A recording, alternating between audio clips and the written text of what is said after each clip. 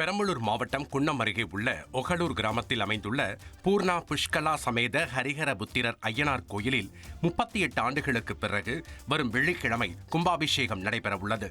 1330 ஆண்டுகள் பழமை வாய்ந்த பல ஊர் மக்களின் குலதெய்வமாக விளங்கும் இந்த கோயிலில் பாலவிநாயகர், நவசக்தி, செம்மலையப்பா, பூமாலையப்பா, பச்சையம்மன், செல்லியம்மன், ஆகாச கருப்பு, கருப்பு, தொட்டியத்தார், பூர்ணா புஷ்கலா சமேத ஹரிஹர புத்திரர் ஐயனார் சுவாமி சிலைகள் புனராவர்த்தன திருப்பணிகள் செய்யப்பட்டுள்ளன.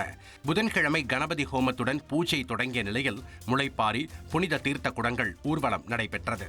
அதன் தொடர்ச்சியாக வியாழக்கிழமை வேத பாராயணம் பாடப்பட்டு வெள்ளிக்கிழமை மகா கும்பாபிஷேகம் நடைபெறவுள்ளது.